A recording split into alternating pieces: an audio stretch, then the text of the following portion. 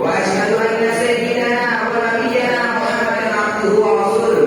المبعوث رحمة للعالمين أدى الرسالة وأنصح الأمة صلى الله وسلم وبارك عليه وعلى آله وصحبه والتابعين ومن تبعهم ودعا بدعوتهم واهتدى بهديهم إلى يوم الدين وسلم تسليما كثيرا كثيرا. اللهم أكبر الله أكبر لا إله إلا الله والله أكبر الله أكبر ولله الحمد. أما بعد فاتقوا الله عباد الله اتقوه لعلكم تفلحون. عباد الله هذا يوم من أيام الله المباركة يوم الحج الأكبر وهو عيد الأضحى والنحر عيد شريف جليل رفع الله وجهه وعظمه يجتمع فيه الحاج بنا يستكملون مناسك الحج ويتقربون به إلى الله يحيون سنة أبيهم إبراهيم عليه السلام فإن الله تعالى أمره بذبح ولده ومثل كبير فامتثل أمر ربه طائعا وأراد به مسارعا وقال يا بني إني أرى في المنام أني أذبحك فانظر ماذا ترى فقال يا أبت افعل ما تؤمر فاستسلما جميعا للقضاء المحدود وسلما أمرهما إلى الحي القيوم فلما أسلما وتله للجبين وأهوى إلى حلقه بالسكين فأمر الله تعالى إليهما بعين الرحمة وهو أرحم الراحمين فنودي أن يا إبراهيم قد صدقت الرؤيا إنا كذلك نجزي المحسنين إن هذا لهو البلاء المبين فأوتي بتبشير من الجنة فذبحه فداء ولد فاعتبروا يا أولي الأبصار فكانت واجبة عند أبي حنيفة ومحمد وزهر. ففي الحديث عن ابن عباس رضي الله عنهما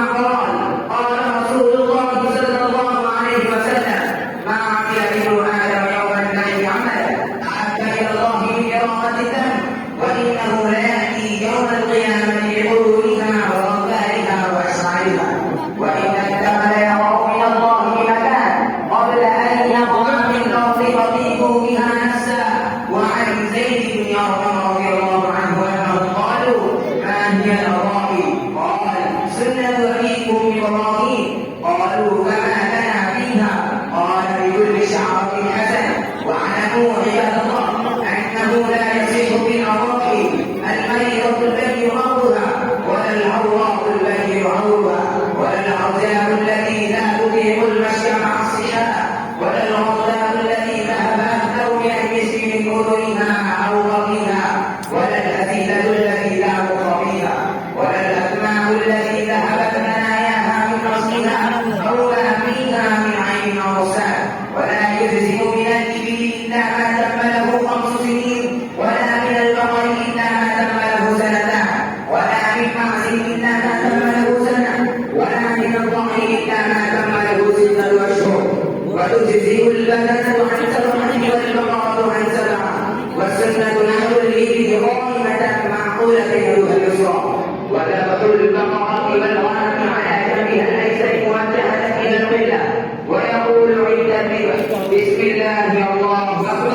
والسنة أن يأكل منها نلدا ويتصدق مثله ويهدي كلها ولا يبيع جلدها ولا شيئا منها ولا